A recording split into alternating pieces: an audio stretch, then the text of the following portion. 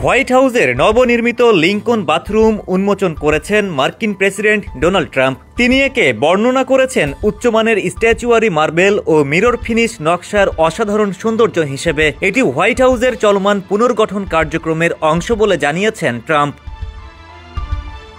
31 October শুক্রবার Trump তার সামাজিক মাধ্যম ট্রুথ সোশ্যালে কয়েকটি ছবি প্রকাশ করেন, যেখানে দেখা যায় সাদা কালো মার্বেল ও সোনালী রঙের অলঙ্করণে সজ্জিত বাথরুমটি। ট্রাম্প বলেন, বাথরুমটি সত্যি অসাধারণ হয়েছে। স্ট্যাচুয়ারি মার্বেল আর মিরর পলিশড ফিনিশের যে সৌন্দর্য তা অতুলনীয়। তবে এই সংস্কার প্রকল্প হোয়াইট হাউসের ঐতিহাসিক ধারা থেকে এক বড় বিচ্যুতি।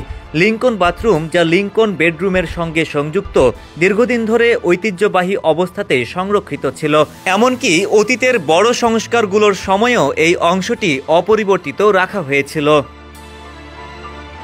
ট্রাম্পের এই নতুন নকশা নিয়ে ইতোমধ্যে তীব্র সমালোচনার মুখে পড়েছেন তিনি। ইতিহাসবিদ ও স্থাপত্য সংরক্ষণবিদরা বলছেন, ট্রাম্পের অতিরিক্ত আড়ম্বরপূর্ণ সংস্কার হোয়াইট হাউসের ঐতিহাসিক ঐতিহ্যকে নষ্ট করছে। তাদের অভিযোগ, ট্রাম্প এর আগেও পূর্ব উইং ধ্বংস, রোজ গার্ডেন পেভমেন্ট এবং ওভাল অফিসে সোনালি থিমযুক্ত সাজসজ্জার মতো পদক্ষেপ নিয়েছেন, যা হোয়াইট হাউসকে রাজনৈতিক ও ব্যক্তিগত প্রচারের প্রতীকে পরিণত করেছে। এক ইতিহাসবিদ মন্তব্য করেছেন, এটি প্রেসিডেন্টের ঐতিহ্যের বাণিজ্যিকীকরণ। হোয়াইট হাউস এখন মা-আ-লাগোর প্রতিরূপে রূপ নিচ্ছে। ডেমোক্র্যাটরা অভিযোগ করেছেন, ট্রাম্প করদাতাদের অর্থ ব্যবহার করে রাষ্ট্রীয় সম্পত্তিকে নিজের রাজনৈতিক ইমেজ গঠনের উপকরণে পরিণত করছেন।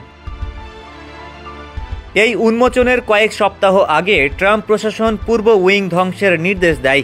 হোয়াইট হাউস কর্তৃপক্ষ একে গঠনগত সংস্কার বলে ব্যাখ্যা করলেও এ বিষয়ে ব্যাপক অসন্তোষ দেখা দিয়েছে।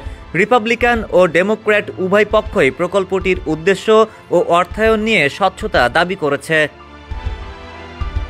হোয়াইট হাউসের এক জ্যেষ্ঠ কর্মকর্তা জানিয়েছেন, লিঙ্কন বাথরুমের সংস্কার প্রেসিডেন্টের নিজস্ব অর্থায়নে সম্পন্ন হয়েছে। তবে এ সংক্রান্ত কোনো সরকারি নথি এখনও প্রকাশ করা হয়নি। ঐতিহাসিকরা মনে করছেন, ট্রাম্পের এই সিদ্ধান্ত কেবল হোয়াইট হাউসের স্থাপত্যগত ঐতিহ্যকেই নয়, প্রেসিডেন্ট পদটির প্রতীকী মর্যাদাকেও প্রশ্নের মুখে ফেলেছে। ডেস্ক রিপোর্ট, সমকাল।